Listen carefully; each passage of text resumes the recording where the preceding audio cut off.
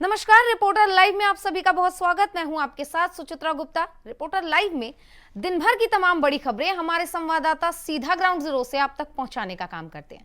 खबरों की शुरुआत करेंगे और पहली खबर लखनऊ से है, जहां सुदूर पश्चिम प्रांत के मुख्यमंत्री यानी कि नेपाल के मुख्यमंत्री कमल बहादुर शाह ने आज लखनऊ में सीएम योगी आदित्यनाथ से मुलाकात की। इस दौरान क्या कुछ खास रहा है, विस्तार से बता रहे हैं सहयोगी पुनीत मोहन। देश की सीमा से सटे पड़ोसी देश नेपाल के सुदूर पश्चिम प्रांत के मुख्यमंत्री कमल बहादुर शाह आज लखनऊ में थे। उन्होंने उत्तर प्रदेश के मुख्यमंत्री योगी आदित्यनाथ के साथ मुलाकात करके काफ़ी गंभीर मुद्दों पर चर्चा करी है, चाहे वो पर्यटन के क्षेत्र में हो, संस्कृति के क्षेत्र में हो, शिक्षा के क्षेत्र में हो या बॉर्डर पॉलिसी के क्षेत्र में हो। इन मुद्दों पर तमाम तरीके की गंभीर चर्चाएं हुई हैं और दोनों मुख्यमंत्रियों के बीच की ये बैठक काफ़ी मायनों में अहम हो जाती है, क्योंकि पहलगाम हमले के बाद में जिस तरीके से उत्तर प्रदेश से सटी नेपाल का जो बॉर्डर है, जो सीमाएं हैं, उसे रेड अलर्ट मोड पर रखा गया था। सेना ने और लोकल पुलिस ने वहाँ चौकसी बढ़ा दी थी, जिससे आम जनों को और व्यापारियों को भी काफ़ी दिक्कतों का सामना करना पड़ रहा था, क्योंकि भारत से बहुत सा सामान नेपाल जाता है तो वहीं नेपाल से बहुत सा सामान भारत आता है। ऐसे में व्यापार नीति पर, संस्कृति पर, पर्यटन पर, शिक्षा पर, बॉर्डर पॉलिसी पर काफ़ी गंभीर बैठक हुई है और ये बैठक काफ़ी मायनों में अहम मानी जा रही है। वीडियो जर्नलिस्ट हमजा अहमद मंसूरी के साथ पुनीत मोहन, इंडिया वॉइस, लखनऊ। तो वहीं कांग्रेस नेता और सांसद राहुल गांधी की नागरिकता को लेकर दाखिल एक याचिका पर इलाहाबाद हाईकोर्ट की लखनऊ बेंच में एक अहम सुनवाई हुई और एक अहम आदेश भी जारी किया गया है। क्या कुछ हुआ है इस सुनवाई में और क्या आदेश जारी किया गया है हाईकोर्ट के द्वारा, विस्तार से बता रहे हैं सहयोगी मोहम्मद आसिफ। प्रतिपक्ष राहुल गांधी के नागरिकता वाली याचिका को लेकर बड़ा अपडेट सामने आया है। हाईकोर्ट ने याचिका को रद्द करते हुए अंतिम निर्णय केंद्र सरकार को लेने की बात कही है। इससे कहीं न कहीं राहुल गांधी को बड़ी राहत मिली है। दरअसल एस जिग्नेश सिसिल ने हाईकोर्ट में एक याचिका दायर की थी, जिसमें दावा किया था कि राहुल गांधी के पास ब्रिटिश की नागरिकता है। इस मामले की सीबीआई जांच कराई जाए। आज इस मामले में लखनऊ हाई कोर्ट ने सुनवाई किया और उसमें साफ तौर पर कहा कि यह दो राज्यों से जुड़ा मामला है, यह याचिका रद्द की जाती है। हाई कोर्ट ने यह भी कहा है कि केंद्र सरकार इस मामले में निर्णय दे। इसमें जो भी निर्णय लेना है केंद्र सरकार ले। फिलहाल राहुल गांधी की ब्रिटिश और भारतीय नागरिकता को लेकर तमाम तरह की चर्चाओं का बाजार गर्म था। जिस तरह से याची एस जिग्नेश ने बड़ा दावा किया था कि राहुल गांधी के पास ब्रिटिश यानी यूके की नागरिकता है, इसको लेकर आज हाईकोर्ट ने साफ कर दिया और याचिका को भी रद्द कर दिया। फिलहाल इस मामले में केंद्र सरकार की तरफ से क्या निर्णय लिया जाता है यह समय ही बताएगा। फिलहाल फौरी तौर पर नेता प्रतिपक्ष राहुल गांधी को बड़ी राहत मिली है। सहयोगी फैज के साथ आसिफ बेग, इंडिया वॉइस। तो वहीं अगली खबर अमरोहा से है, जहां इंडियन आइडल के विनर रह चुके सिंगर पवनदीप और उनके दो साथी एक एक्सीडेंट में गंभीर रूप से घायल हो गए। कैसे हुआ ये एक्सीडेंट और आगे क्या कुछ हुआ है, विस्तार से बता रहे हैं सहयोगी इमरान। अमरोहा में बॉलीवुड सिंगर पवनदीप की कार सड़क हादसे का शिकार हुई है, जहां पर कार में सवार सिंगर पवनदीप और उनके दो अन्य साथी गंभीर रूप से घायल हुए हैं, जिनको इलाज के लिए दिल्ली रेफर किया गया है। बताया जा रहा है कि सिंगर पवनदीप उत्तराखंड से दिल्ली जा रहे थे। गजरोला में नेशनल हाईवे 9 पर उनकी कार खराब खड़े टैंकर से टकरा गई, जिसमें सिंगर पवनदीप और उसका ड्राइवर और एक साथी जो गंभीर रूप से घायल हुए हैं, उनको दिल्ली रेफर किया गया है, जहां पर उनका इलाज जारी है। पूरा मामला अमरोहा जनपद के गजरोला थाना क्षेत्र के नेशनल हाईवे 9 का है, जहां पर जो बॉलीवुड के सिंगर हैं पवनदीप, वो दिल्ली जा रहे थे। उत्तराखंड से दिल्ली जाते समय उनकी कार नेशनल हाईवे 9 पर खड़े खराब कैंटर में टकरा गई, जिसमें सिंगर पवनदीप और उनके दो साथी गंभीर रूप से घायल हुए हैं। वहीं पुलिस ने मौके पर पहुंचकर तीनों को इलाज के लिए अस्पताल भर्ती कराया। उनकी हालत देखते हुए उनको हायर सेंटर यानी दिल्ली रेफर किया गया है। वहीं बताया जा रहा है कि पुलिस का कहना है कि नींद की झपकी आने से यह हादसा हुआ है। जो सिंगर पवनदीप थे, उनके ड्राइवर को नींद की झपकी आ गई, जिसके चलते ये हादसा हुआ है। जो तीनों गंभीर रूप से घायल हैं, जिनको इलाज के लिए दिल्ली रेफर किया गया है, जहां पर उनका इलाज अभी जारी है। फिलहाल जो उनकी गाड़ी थी इस हादसे में पूरी तरह से क्षतिग्रस्त हुई है, उसको पुलिस ने कब्जे में ले लिया है। पुलिस का कहना है कि इसमें जांच पड़ताल की जा रही है और उसके बाद ही अग्रिम वैधानिक कार्रवाई अमल में लाई जाएगी। अमरोहा से इंडिया वॉइस के लिए मोहम्मद इमरान की रिपोर्ट।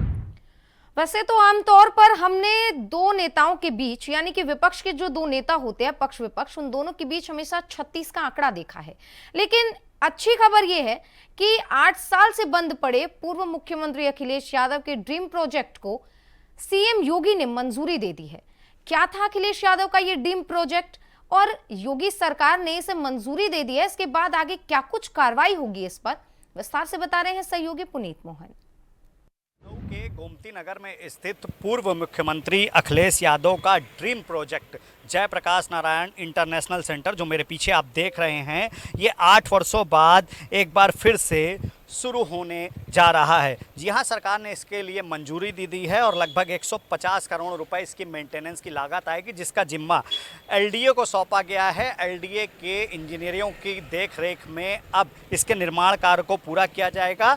लगभग 150 करोड़ रुपए का खर्च इसके मेंटेनेंस में आएगा, क्योंकि इसमें एस्केलेटर और जो महंगी लाइटें लगी हैं, तमाम तरीके की जो चीज़ें हैं वो ख़राब हो चुकी हैं और इसे बनाने में कम से कम 150 करोड़ रुपए का खर्च आएगा, जिस पर योगी सरकार ने मंजूरी दी है। 2013 में 265.58 करोड़ की लागत से इसका निर्माण कार्य शुरू हुआ था और 2016 तक ये 864.99 करोड़ तक पहुंच गया था। इसका निर्माण प्राइवेट कंपनी शालीमार बिल्डर करवा रहे थे और 2017 में जब योगी सरकार आई तो राज्य मंत्री सुरेश पासी ने इसके निर्माण में भ्रष्टाचार का आरोप लगाया था। उसके बाद से इसका निर्माण कार्य पूरी तरीके से बंद कर दिया गया था। आप देख सकते हैं कि ये अखिलेश यादव का ड्रीम प्रोजेक्ट था, जिसमें लगभग 2000 लोगों के बैठने की क्षमता का एक हॉल है, एक वीआईपी होटल है, 1200 गाड़ियों की पार्किंग है, स्विमिंग पूल है, स्पा है, तमाम तरीके के बहुउद्देशीय सेंटर ये बनाया गया था। ऊपर आप देख सकते हैं कि हेलीपैड है और ओपन एयर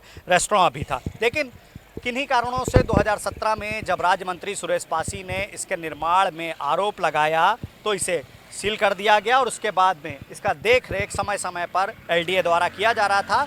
लेकिन अब 150 करोड़ रुपए जल्द ही एलडीए को मिलेंगे और उसके बाद एलडीए इसका निर्माण कार्य शुरू कराएगा। मेंटेनेंस का कार्य शुरू होगा, लगभग 1 साल तक ये काम चलेगा और उसके बाद जनता के लिए इसको ओपन कर दिया जाएगा। योगी सरकार ने इसकी मंजूरी दे दी है। वीडियो जर्नलिस्ट हमजा अहमद मंसूरी के साथ पुनीत मोहन, इंडिया वॉइस, लखनऊ। तो खबरों में आगे बढ़ेंगे, जहां वाराणसी के ज्ञान व्यापी में वजू खाने के एएसआई सर्वे को लेकर इलाहाबाद हाईकोर्ट में आज सुनवाई हुई और अगली सुनवाई 4 जुलाई की होने वाली है। यानी 4 जुलाई को अगली सुनवाई की डेट दे दी गई है। लेकिन आज की सुनवाई में क्या कुछ खास रहा है, क्या कुछ सुनवाई के दौरान हुआ, विस्तार से बता रहे हैं सहयोगी शोएब। मस्जिद मामले में आज इलाहाबाद हाई कोर्ट में सुनवाई हुई। दरअसल एएसआई को आज अपना जवाब दाखिल करना था। पिछली तारीख पर इलाहाबाद हाई कोर्ट ने उसे 48 घंटे में अपना जवाब दाखिल करने के लिए कहा था। निचली अदालत में एएसआई सर्वे कराने की अनुमति देने को मुस्लिम पक्ष ने इलाहाबाद हाई कोर्ट में चुनौती दी थी, जिस पर सुनवाई हो रही थी। पिछली तारीख पर इलाहाबाद हाई कोर्ट ने एएसआई को अपना जवाब दाखिल करने के लिए कहा था, जिसके जवाब में जो मुस्लिम पक्ष है उसको अपना रिमाइंडर दाखिल करना था। आज इलाहाबाद हाई कोर्ट में दोनों पक्षों का अपना रिमाइंडर दाखिल हुआ। अब इस मामले में 13 मई को सुनवाई होगी। दरअसल मुस्लिम मस्जिद कमेटी इंतजामिया ने इलाहाबाद हाई कोर्ट में याचिका दाखिल करके एएसआई सर्वे कराने की निचली अदालत के मामले को चुनौती दी है, जिस पर सुनवाई होनी है, जिसको लेकर के इलाहाबाद हाई कोर्ट ने सभी पक्षों से इस मामले में जवाब मांगा था। एएसआई का जवाब नहीं आने पर उसे 48 घंटे का समय दिया था और उसे अपना जवाब दाखिल करना था, जिसमें आज उनकी तरफ से, दोनों पक्षों की तरफ से जवाब दाखिल हो गया। अब 13 मई को इस मामले में सुनवाई होगी, तभी चीज़ें साफ हो पाएंगी कि इलाहाबाद हाई कोर्ट इस मामले में क्या रुख अख्तियार करता है। चौधरी इंडिया वाइस जानता है। तो अब 4 जुलाई का सबको इंतजार है कि आगे वाराणसी के उस मामले पर, यानी कि मंदिर के मामले पर, ज्ञानवापी मंदिर के मामले पर आगे क्या कुछ होने वाला है। देखने की बात होगी कि सुनवाई में क्या कुछ सामने आएगा। वही खबरों में आगे बढ़ेंगे। खबर सिद्धार्थ नगर से है, जहां नगर पालिका बांसी में भ्रष्टाचार का बोलबाला देखने को मिला और भ्रष्टाचार को लेकर मुख्यमंत्री योगी का दावा और जिला अधिकारी की सख्ती बेअसर दिखाई दे रही है। क्या कुछ हुआ है सिद्धार्थनगर में और क्या है पूरा भ्रष्टाचार का मामला, बता रहे हैं हमारे सहयोगी। सिद्धार्थनगर जिले के बासी नगर पालिका का भ्रष्टाचार उजागर। आपको बता दूं कि इटवा बासी मार्ग पे नाला निर्माण में थर्ड क्वालिटी के ईंट इस्तेमाल किए जा रहे हैं। बालू की मात्रा अधिक दिखाई जा रही है उसमें, जो कि बालू की मात्रा अधिक मिलाकर काम किया जा रहा है।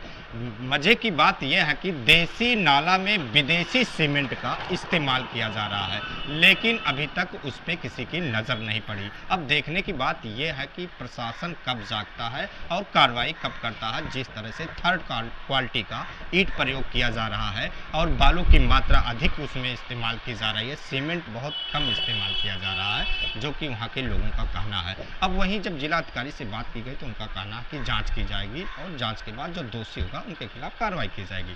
लेकिन अब देखने की बात यह है कि जब मौके पर इस तरह से काम हो रहा है तो उसमें जाँच का क्या तुक बैठता है, उसको तो जांच करना चाहिए, जांच के बाद ही कार्रवाई करनी चाहिए। अब देखने की बात यह है कि जिलाधिकारी उस कार्रवाई कब करते हैं। सिद्धार्थनगर से राकेश यादव, इंडिया वाइज। तो वहीं राज्य में महिला अपराध का बढ़ता ग्राफ सरकार के लिए चिंता का विषय बन गया है। ये बात उत्तराखंड की कर रही हूं। विपक्षी दल कांग्रेस अब इस विषय को लेकर पुरजोर तरीके से सरकार के खिलाफ आवाज उठाने का काम कर रही है। वहीं महिला कांग्रेस ने मुख्यमंत्री आवास घेराव कार्यक्रम किया है और सरकार के खिलाफ हल्ला बोला है। क्या कुछ हुआ है इस दौरान, विस्तार से बता रहे हैं सहयोगी अभय कैंतुरा। लगातार महिला अपराध की जो संख्या है, उसका जो ग्राफ है वो बढ़ता हुआ नजर आ रहा है और उसी की दिशा में कह सकते हैं कि सरकार का ध्यान आकर्षित करने के लिए आज महिला कांग्रेस ने देहरादून की सड़कों पर मार्च किया। राजभवन घेराव का यहाँ पर प्रयास किया, पुलिस की तरफ से उन्हें रोकने का प्रयास यहाँ पर किया गया। लेकिन जिस प्रकार से कांग्रेस की महिलाएं आक्रोशित नजर आ रही है तो सीधे तौर पर अब सरकार के लिए चिंता का विषय है कि किस प्रकार से इस महिला अपराध को रोका जा सका, इसका जो बढ़ता हुआ ग्राफ है उसको कैसे कम किया जा सकता है। साथ ही जो अपराधी हैं, जो लगातार ऐसे अपराधों में सम्मिलित हैं, उनके खिलाफ कड़ी कार्रवाई यहाँ पर की जा सके। जो मामले फास्ट ट्रैक कोर्ट में चल रहे हैं उन्हें अंतिम रूप देने का काम किया जा सके, उनको सजा दी जा सके ताकि महिला अपराध कम हो सके। अगर ऐसा नहीं है तो फिर कांग्रेस के जो ये कार्यकर्ते हैं, कांग्रेस जो नेता हैं, वो इसी प्रकार से विरोध प्रदर्शन करते रहेंगे और आने वाले दिनों में उनका ये प्रदर्शन और रूप लेता हुआ नजर आएगा। कैमरामैन नथुनियाल साथ अभय कैंतुरा, इंडिया वाइज। तो देहरादून से खबर देख रहे थे आप, जहां महिला कांग्रेस ने सरकार के खिलाफ प्रदर्शन किया क्योंकि उनका साफ कहना है कि प्रदेश में महिला अपराध काफी बढ़ गया है और सरकार का इस पर अब कोई लगाम नहीं रहा है। वही खबरों में आगे बढ़ेंगे, जहां लखनऊ पुलिस की बदमाशों के साथ मुठभेड़ हो गई और गोमती नगर इलाके के सहारा होम पुल के नीचे ये मुठभेड़ हुई। और आपको ये भी बता दें कि बीते दिनों इन दोनों बदमाश ने विपुल खंड और विवेक खंड में पर्स स्नैचिंग की घटना को अंजाम दिया था, जिनसे आज पुलिस की मुठभेड़ हुई है। क्या कुछ हुआ इस मुठभेड़ के दौरान, विस्तार से बता रहे हैं सहयोगी मोहम्मद आसिफ। राजधानी लखनऊ में असलहाधारी बदमाश बेखौफ होकर आपराधिक वारदातों को अंजाम दे रहे हैं। एक बार फिर से बदमाशों ने पुलिस टीम पर फायर झोंक दिया। हालांकि पुलिस टीम ने बचाव करते हुए गोली चलाई, जिसमें 2 बदमाश घायल हो गए। यह बदमाश सरेआम महिलाओं से पर्स लूट की वारदात को अंजाम देते थे। मौके पर पुलिस को असलहा व बाइक भी बरामद हुई है। दरअसल गोमती नगर थाने की पुलिस ने बीती रात चेकिंग अभियान चलाया था। इस दौरान बाइक सवार 2 संदिग्ध दिखे, जिन्हें पुलिस ने रुकने का इशारा किया, लेकिन बदमाशों ने पुलिस टीम पर फायर झोंक दिया। अपना बचाव करते हुए गोमती नगर थाने की पुलिस ने भी फायर झोंका, जिसमें बदमाशों के पैर में गोली लगी। बदमाशों की शिनाख्त महेश रावत और मोनू राजपूत के रूप में हुई। यह दोनों बदमाश गोमती नगर और ट्रांस गोमती नगर इलाके में महिलाओं से पर्स लूटकर फरार हो जाते थे, जिनकी पुलिस सरगर्मी से तलाश कर रही थी। पुलिस का कहना है कि इन लुटेरों का आतंक था, जो सरेआम वारदात को अंजाम देने के बाद फरार हो जाते थे। फिलहाल घायल दोनों बदमाशों का इलाज अस्पताल में चल रहा है। पुलिस अब इनके साथियों की भी तलाश में जुट गई है। सहयोगी फैज के साथ आसिफ बेग, इंडिया वाइज, लखनऊ। तो अगली खबर अलीगढ़ से है, जहां बोरे में बंद महिला का शव मिलने से पूरे इलाके में सनसनी फैल गई। अज्ञात महिला का जब शव मिला तो इलाके में हड़कंप मच गया।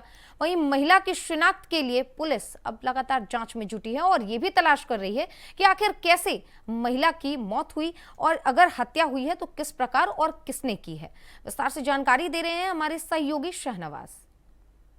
अलीगढ़ के थाना हरदोगंज इलाके के बहराम गली बम्बा की पटरी के पास एक बोरे में अज्ञात महिला का शव मिलने से क्षेत्र में हड़कंप मच गया। इधर सूचना मिलते ही क्षेत्रीय पुलिस फॉरेंसिक टीम के साथ मौके पर पहुंची। इधर पुलिस ने तत्काल शव को कब्जे में लेने के बाद शव को पोस्टमार्टम हेतु मोर्चरी भेज दिया है। वहीं पूरे मामले में जानकारी देते हुए क्षेत्र अधिकारी अतरौली सर्जना सिंह के द्वारा बताया गया कि थाना हरदोगंज कस्बा के बहराम गली बम्बा के पास सूचना प्राप्त हुई कि एक बोरे में बंद एक महिला का शव है, जिसके उपरांत तत्काल मौके पर पुलिस पहुंचती है। पुलिस के द्वारा तत्काल शव को कब्जे में लिया गया और उसके उपरांत उसको पोस्टमार्टम के लिए मोर्चरी भेज दिया है। फिलहाल पुलिस का कहना है कि अभी महिला की शिनाख्त नहीं हो सकी है। लगातार पुलिस महिला की शिनाख्त करने में जुटी हुई है।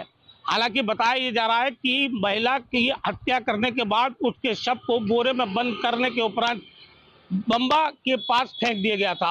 फिलहाल पुलिस पूरे मामले में गहनता से हर पहलू पर जांच पड़ताल करने में जुटी हुई है। अलीगढ़ से मोहम्मद शाहनवाज, इंडिया वॉइस। तो वहीं अलीगढ़ पुलिस ने मुठभेड़ में 4 लुटेरों को गिरफ्तार किया है। पुलिस के मुताबिक क्षेत्र में लूट की वारदातों को ये सभी लुटेरे अंजाम दिया करते थे और लुटेरों के पास से 2 तमंचा, 2 कारतूस, 75,000 कैश के साथ कई मोबाइल और कार भी बरामद की गई है। क्या कुछ है जानकारी, विस्तार से बता रहे हैं सहयोगी शहनवाज। मुठभेड़ के दौरान पुलिस के द्वारा और एसओजी की संयुक्त टीमों के द्वारा देर रात मुठभेड़ में 4 शातिर लुटेरों को गिरफ्तार किया गया है। पुलिस के मुताबिक इस मुठभेड़ में एक लुटेरे के पैर में गोली लगी, जिसके उपरांत वह घायल हुआ। तो वहीं अन्य 3 लोगों को भी हिरासत में लिया गया है। इधर एसपी ग्रामीण के द्वारा पूरी लूट की घटना का खुलासा करते हुए जानकारी देते हुए बताया गया है कि देर रात हरदोगंज पुलिस और एसओजी की संयुक्त टीमों के द्वारा संदिग्ध व्यक्तियों एवं वाहनों की चेकिंग अभियान चलाया जा रहा था। इसी दौरान एक कार जिसमें 4 से 5 लोग सवार थे, वह पुलिस को देखकर वापस लौटने यानी भागने का प्रयास कर रहे थे। इधर पुलिस को शक हुआ, जिसके उपरांत पुलिस ने उनका पीछा किया। इसी दौरान पुलिस पार्टी के ऊपर उनके द्वारा फायरिंग की गई। इधर पुलिस ने जवाबी फायरिंग में एक मुठभेड़ के दौरान बदमाश के पैर में गोली लगी, जिसके चलते वह घायल हुआ। तो वहीं मुठभेड़ के दौरान देर रात यानी कि रविवार की देर रात पुलिस ने 4 शातिर लुटेरों को गिरफ्तार किया है। इधर बताया जाता है कि अंधेरे का फायदा उठाते हुए एक लुटेरा मौके से फरार हो गया है। तो वहीं सोमवार की दोपहर एसपी ग्रामीण अमृत जैन के द्वारा इस लूट की घटना का खुलासा किया गया है। अमृत जैन एसपी ग्रामीण के द्वारा बताया गया कि पुलिस के द्वारा 4 शातिर लुटेरों को गिरफ्तार किया है। वहीं पुलिस ने यह भी बताया कि बीती 25 तारीख को एक लूट की घटना को इन्हीं के द्वारा अंजाम दिया गया था, जिसमें एक व्यापारी से इनके द्वारा 1,10,000 रुपये की लूट की घटना को अंजाम दिया है। वहीं जांच पड़ताल में यह भी सामने आया है कि इन जो लुटेरे हैं, इन पर पूरे क्षेत्र यानी जनपद अंतर जनपदीय क्षेत्र में 22 मुकदमे हैं, जिसमें लूट, चोरी, छिनैती, नकबजनी, अन्य जैसी वारदात शामिल हैं। वहीं पुलिस के द्वारा इनसे अवैध असला, कारतूस, जिंदा कारतूस और घटना को कारित करने वाली एक स्विफ्ट डिजायर भी बरामद की है। फिलहाल पुलिस इनसे और आगे की पूछताछ कर अग्रिम कार्रवाई करने में जुटी हुई है। अलीगढ़ से मोहम्मद शाहनवाज, इंडिया वॉइस। वहीं अगली खबर अमरोहा से है, जहां अमरोहा में एक कलयुगी बेटे ने अपने पिता को मौत के घाट उतार दिया और धारदार हथियार से कई बार वार करके अपने पिता की हत्या कर दी और ये पूरा मामला जमीनी विवाद को लेकर हुआ। क्या कुछ है, ये विस्तार से जानकारी दे रहे हैं हमारे सहयोगी इमरान। उत्तर प्रदेश के अमरोहा में एक बार फिर से रिश्तों का कत्ल हुआ है, जहां पर बेटे ने बाप की फावड़े से गला काटकर निर्मम हत्या कर दी। बताया जा रहा है कि जमीनी विवाद में सगे बेटे ने अपने बाप की फावड़े से गला काटकर हत्या कर दी, जिसके बाद पुलिस ने आरोपी को हिरासत में ले लिया है और मुकदमा दर्ज कर वैधानिक कार्रवाई करने की बात कही है।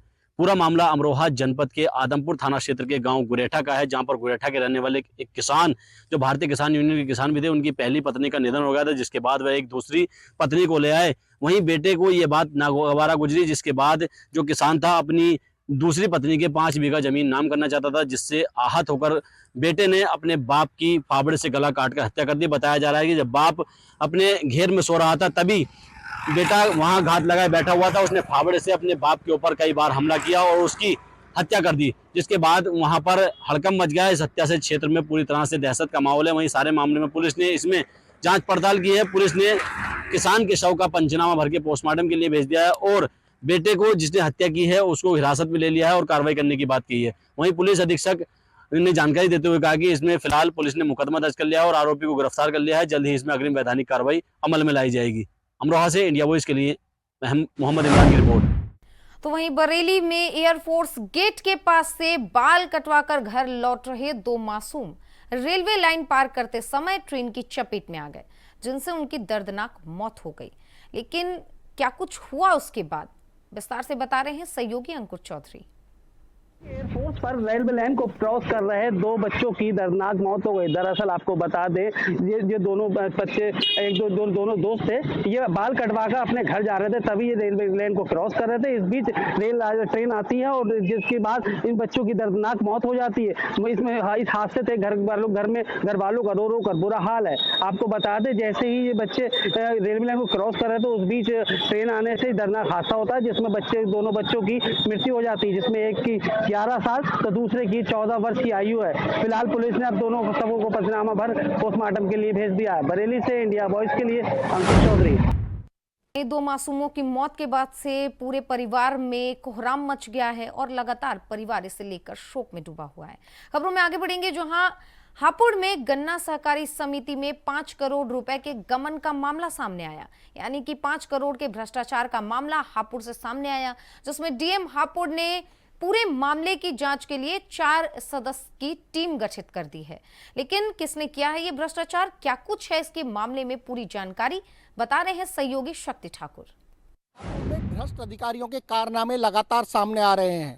ताजा मामला 5 करोड़ के गबन को लेकर है। आपको बता दें, गन्ना सहकारी समिति में तैनात लेखाकार भारत कश्यप ने 5 करोड़ का गबन किया है और फरार हो गया है। हापुड़ डीएम अभिषेक पांडे ने इस मामले में जांच टीम गठित कर दी है और 4 सदस्यीय टीम को 24 घंटे के अंदर जवाब देने के लिए कहा गया है।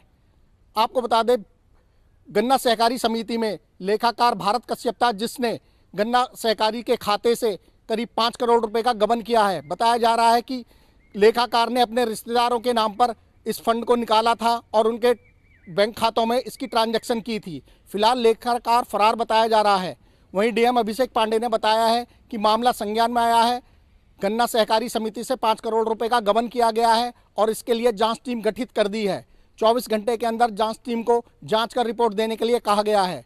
लेकिन बड़ा सवाल यह है, क्या गन्ना समिति में तैनात ये लेखाकार ने ही अकेले ही 5 करोड़ का ये गबन किया है या इसमें अन्य कर्मचारी और अधिकारी भी शामिल हैं। जांच के बाद ये साफ हो पाएगा कि इस लेखाकार के साथ कौन कौन भ्रष्ट अधिकारी हैं जिन्होंने 5 करोड़ रुपए के गबन की घटना को अंजाम दिया है। तो कहीं ना कहीं जिस तरीके से हापुड़ डीएम अभिषेक पांडे ने अभी कुछ दिन पहले जिला बेसिक शिक्षा ऑफिस पर छापेमार कार्रवाई कर 3 अधिकारी कर्मचारियों को बर्खास्त किया था, उसके बावजूद नए नए मामले निकलकर सामने आ रहे हैं और एक ये बड़ा मामला सामने आया है जिसमें 5 करोड़ रुपए का गबन किया गया है। अब देखने वाली बात होगी कि जांच टीम में किन किन लोगों के नाम सामने आते हैं और उन पर क्या कार्रवाई की जाती है। कैमरामैन संजय कश्यप के साथ इंडिया वॉइस के लिए हापुड़ से शक्ति ठाकुर। तो वहीं लखनऊ में इंजीनियर्स को तालिबानी सजा दी गई। शंख एयरलाइंस के मालिक पर गंभीर आरोप है कि इंजीनियर्स को बांधकर उन्हें पिटाई की गई है और उन्हें पिटवाया गया है। क्या है ये पूरा मामला, जानकारी दे रहे हैं सहयोगी मोहम्मद अमान। नगर विस्तार में जो इंजीनियर की पिटाई की गई वो मामला अब तूल पकड़ता नजर आ रहा है। जहां एक तरफ जो लिफ्ट इंजीनियर की पिटाई हुई है तो वहीं जो लिफ्ट इंजीनियर है उसके कई साथी वो इस टाइम उसके साथ दिखाई दे रहे हैं और सभी थाने के ऊपर मौजूद हैं। ये पूरा मामला बताया जा रहा है कि शंख एयरलाइंस के मालिक हैं जिनके आवास के ऊपर जो कंस्ट्रक्शन है उसका काम चल रहा था, वहीं पे उनके आवास पे लिफ्ट लगाई जा रही थी, जिसको लेके ये विवाद पैदा हुआ। वहीं साफ तौर से इंजीनियर का सीधा आरोप है कि हमें उनके आवास के ऊपर जो शंख एयरलाइंस के मालिक हैं उन्होंने हमारे साथ मारपीट की और वहीं साथ साथ जो उनके कर्मचारी हैं उन्होंने भी हमारे साथ मारपीट की। उसकी वीडियो लगातार सोशल मीडिया पे वायरल हो रही है। जो इंजीनियर है उसके जो जिस्म पे निशान है चोटों के, वो साफ तौर से बयां कर रहे हैं कि उसके साथ जिस तरह से वो आरोप लगा रहा है वो साफ तौर से उसके जिस्म पे जो निशान पड़े हैं वो दिखाई दे रहे हैं। फिलहाल पूरा मामला गोमती नगर विस्तार का बताया जा रहा है, जहाँ पे बड़ी संख्या में इंजीनियर और इंजीनियर के साथी थाने के ऊपर खड़े हैं और जो शंख एयरलाइंस के मालिक हैं उनके खिलाफ तहरीर दे रहे हैं। अब देखने वाली बात ये होगी कि पुलिस तहरीर प्राप्त करने के बाद उसके खिलाफ कब कार्रवाई करती है। लखनऊ से मोहम्मद अमान।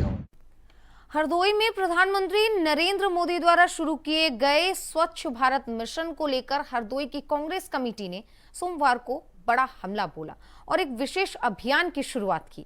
क्या है वो अभियान और क्यों किया गया है प्रदर्शन, विस्तार से बता रहे हैं सहयोगी। आज कांग्रेस नेताओं ने शौचालय को साफ किया है। आपको बता दें कि एक तरफ भाजपा सरकार लगातार स्वच्छता अभियान चला रही है, लेकिन हरदोई के कलेक्ट्रेट परिसर में जो जहाँ धरना प्रदर्शन स्थल बना हुआ है वहाँ पर जो शौचालय बना हुआ था वो इतना गंदा था, जहाँ पे वहाँ सैकड़ों लोग रोजाना आके जाते थे, लेकिन वहाँ की सफाई कोई नहीं देख रहा था। हालांकि आज कांग्रेस की जो नेता है मंजुलता मित्रा, उन्होंने आज देखा और उसके बाद में उन्होंने उसका सफाई भी करी और वहां पे झाड़ू लेकर तेजाब लेकर। तो अगली खबर जालौन से है, जहां शॉर्ट सर्किट से मिठाई की दुकान में भीषण आग लग गई और आग की चपेट में आकर दुकान के अंदर रखा गैस सिलेंडर फट गया, जिसकी वजह से भारी नुकसान हुआ है। क्या कुछ है विस्तार से खबर बता रहे हैं सहयोगी विष्णु।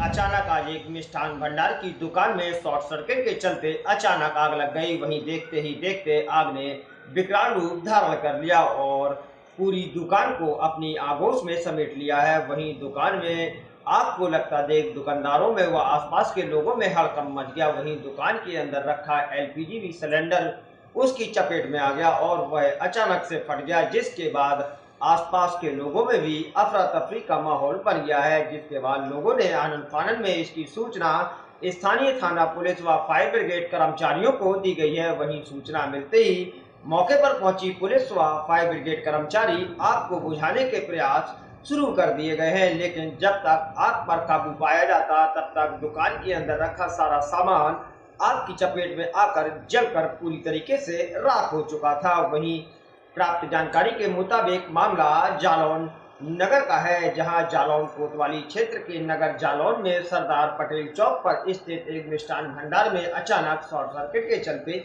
आग लग गई, जिससे कि आग लगने से दुकान के अंदर रखा सामान पूरी तरीके से जलकर नष्ट हो गया है। वहीं अपने सहयोगी साथी के साथ विष्णु पांडे, इंडिया वॉइस, जालौन। तो गर्मी का मौसम आ चुका है और इसी वजह से लगातार शॉर्ट सर्किट की खबरों में इजाफा होता हुआ नजर आ रहा है। इसलिए इंडिया वॉइस आप सभी से अपील करता है कि आप सभी अपना ध्यान रखें और स्वस्थ रहें। इसी के साथ बुलेटिन में बस इतना ही। नमस्कार।